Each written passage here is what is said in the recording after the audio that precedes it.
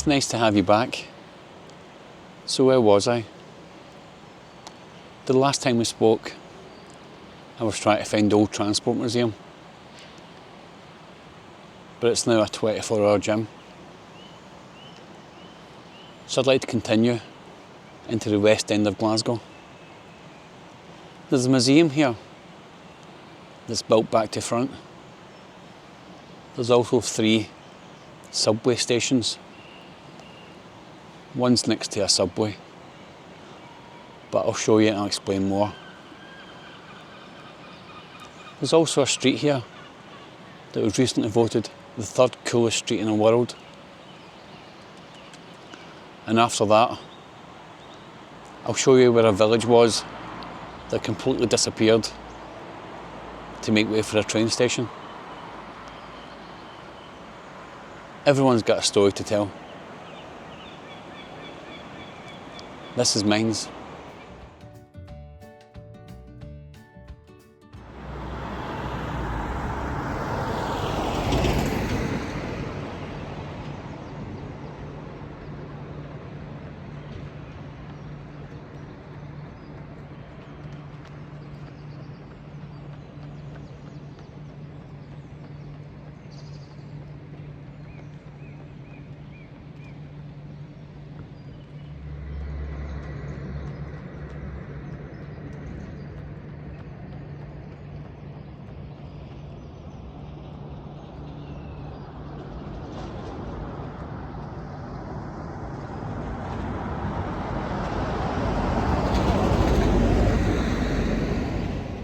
From the old transport museum at Kelvin Hall, we've just went left onto the Byres Road.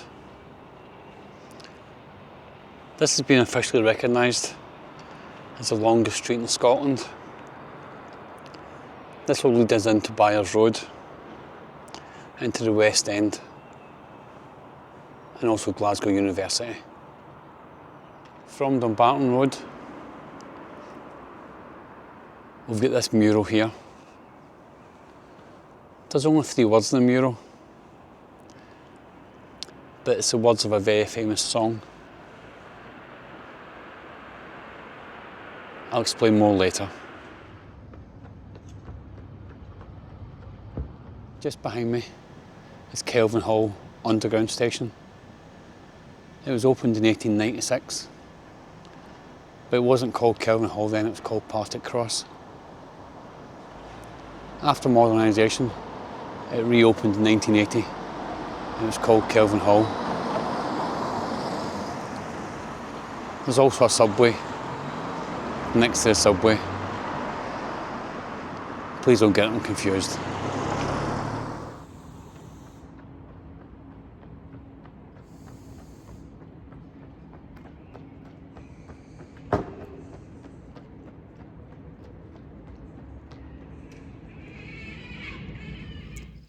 This is Byres Road in the West End of Glasgow. But it wasn't always called Byres Road. Around 130 years ago, just as Glasgow began to expand its boundaries, there was 4 streets in Glasgow called Victoria Street. This was one of them.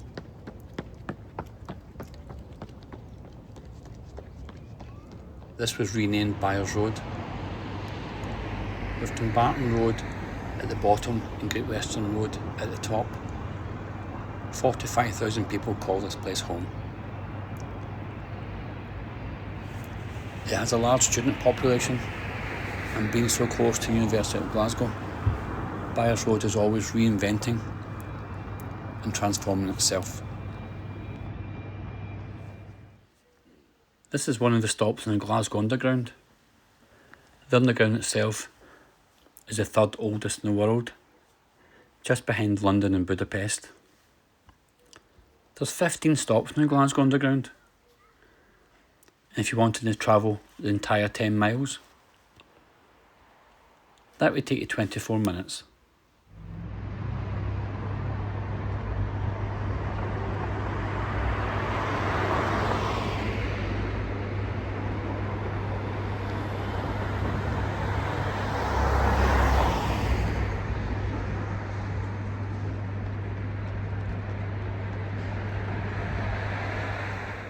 This is Great Western Road. It's 18 miles long and it was recently voted the third most coolest street in the world. Second place was Gertrude Street in Melbourne, and first place, coolest street in the world, Rue Wellington in Montreal.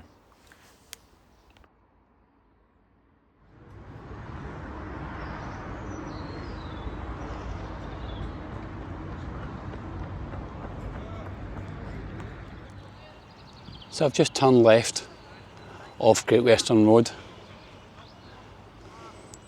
I'm now at the Botanic Gardens.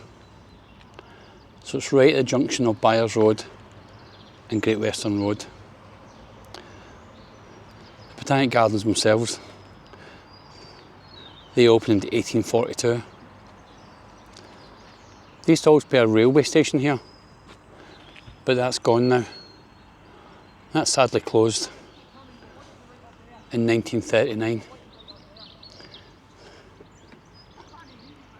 But you wouldn't expect this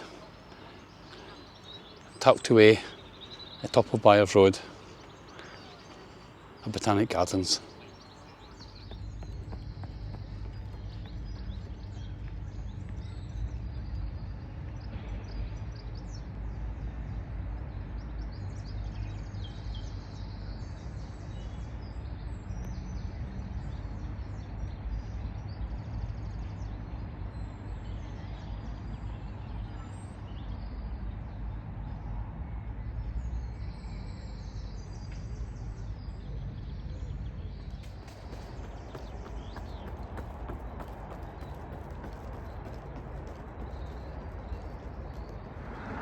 This building here was the old BBC Scotland building. It opened in 1938, but due to BBC outgrowing it, it closed in 2007. And like most old buildings, it's now private accommodation.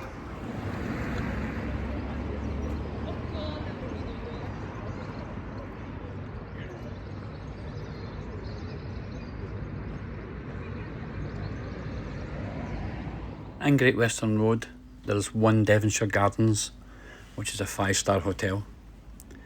This opened in 1986, and Gordon Ramsay ran the hotel's kitchen until 2004.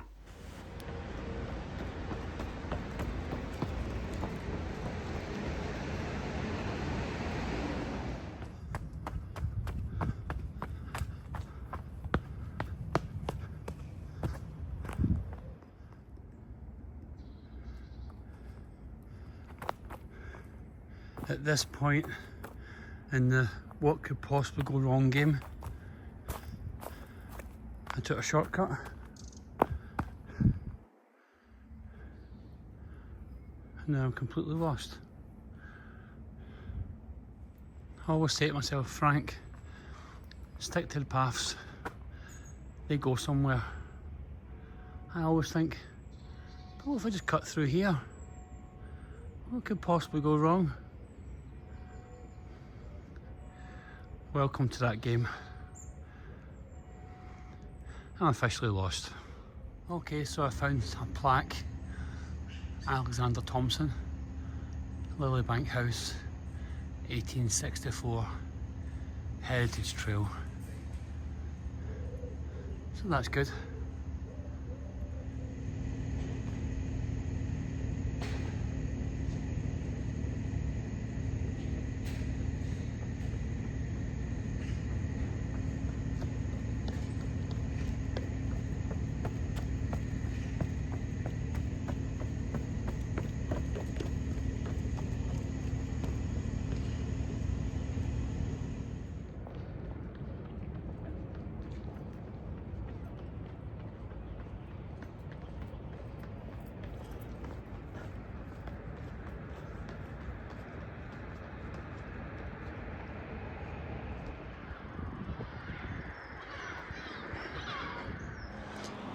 This is Glasgow University. It's the fourth oldest English-speaking university in the entire world. And it's also part of Scotland's 4 ancient universities: St Andrews, Aberdeen, Edinburgh and Glasgow. There's been 2 Prime Ministers come from here. And Albert Einstein once gave a lecture here too.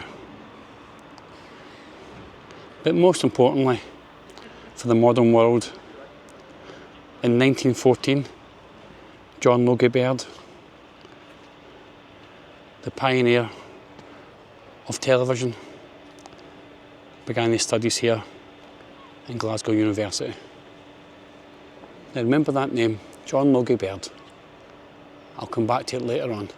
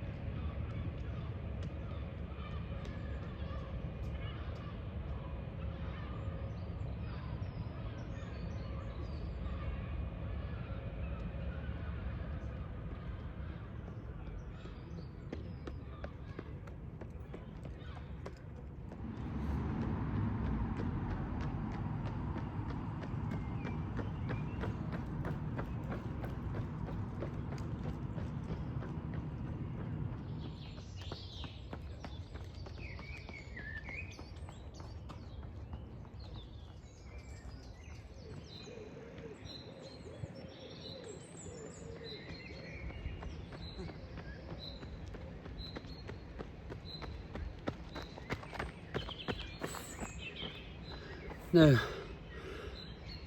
is it just me, or is that a Glasgow thing? A statue with a cone in its head.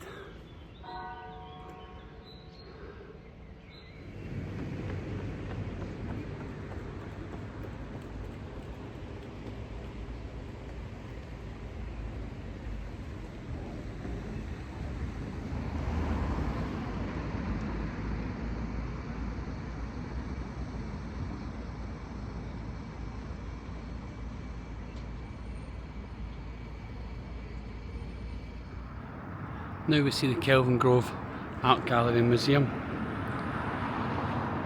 This was established in 1901. It's one of Glasgow's most popular museums. It's also free to enter. There's an urban legend in Glasgow that this art gallery and museum was built back to front. But if the truth be told, the actual entrance is round the back. Come and I'll show you.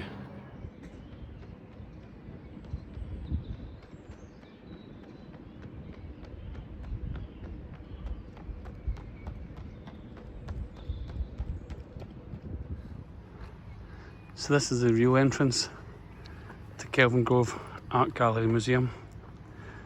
It was always intended to face into Kelvingrove Park, just here.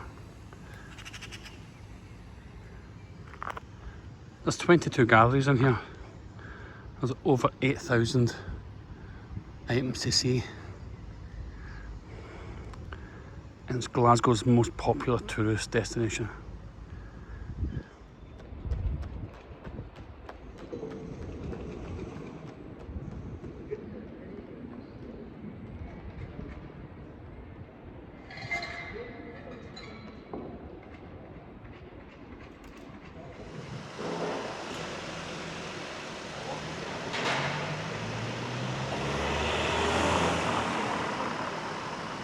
This is Glasgow Central Station.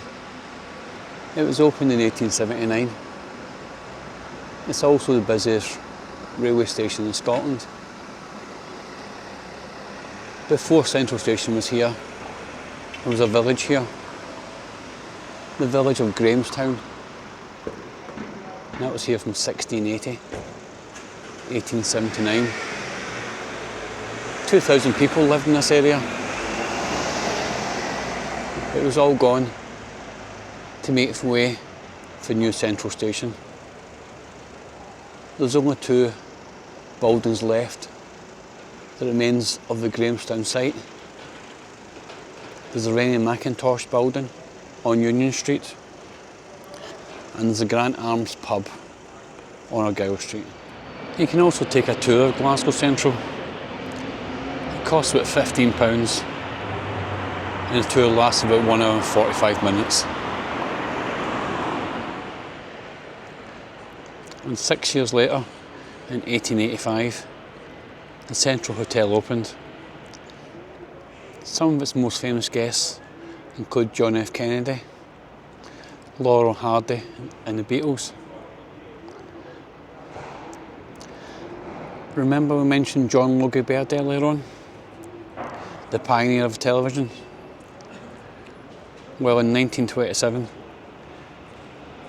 John Logie Baird, first long distance transmission, flickered to life on the 4th floor of Glasgow Central Station Hotel.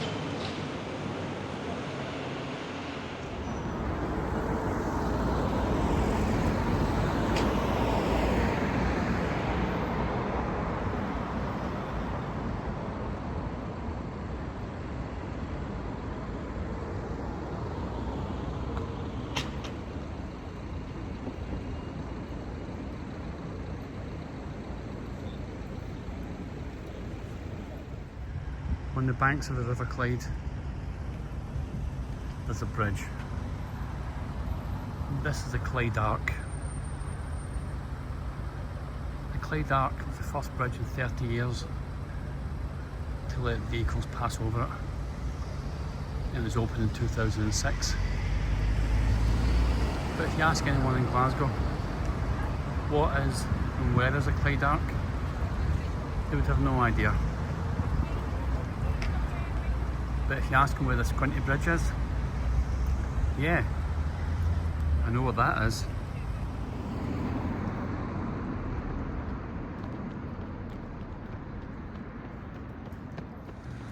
Just behind me is the Finnieston Crane.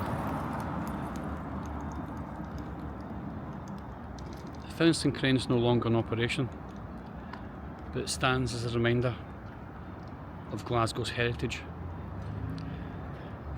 And it's only one of 11 left in the world.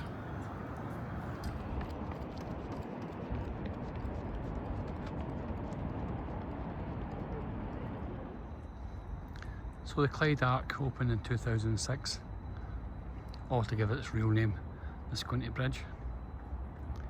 In the very same year, STV Studios moved from Cowcaddens in Glasgow city centre to along the shores of the River Clyde. In the year after that, BBC Studios moved from Queen Margaret Drive, where we saw earlier on, to just on Pacific Quay. This opened in 2007 with a cost of £75 million.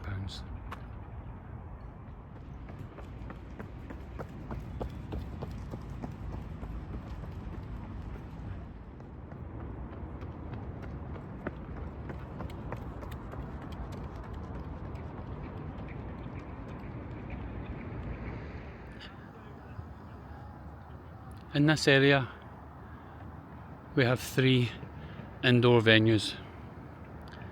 The first one is the SECC, which opened in 1985, and the first band performer was UB40. And the one to the left, this is the Clyde Auditorium, which opened in 1994, affectionately known as the Armadillo. Probably its most famous claim to fame is when Susan Boyle performed in Britain Got Talent. That wonderful and brave performance proved that you should never stop being you and believe in yourself. And this is the Hydro. The Hydro was opened in 2013 by Rod Stewart. At the time, it was the biggest indoor concert venue in Scotland. now being replaced by P&J Live in Aberdeen. It's also the 5th largest in the UK, and it's got over 14,000 capacity. So this morning we've seen the 3rd coolest street in the world.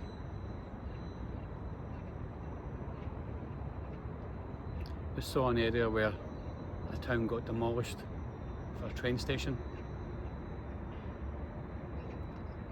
And finally, let me tell you a story about a man from Dundee.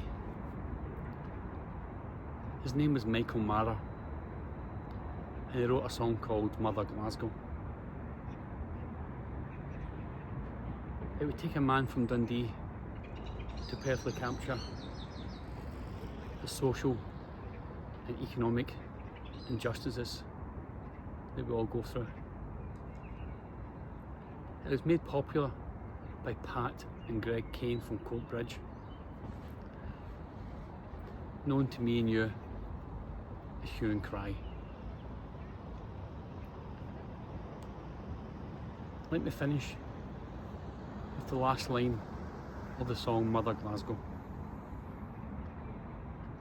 Let Glasgow flourish. And I hope you enjoy. Thanks for watching. Have you been to Glasgow? Have you lived here? I'll see you again.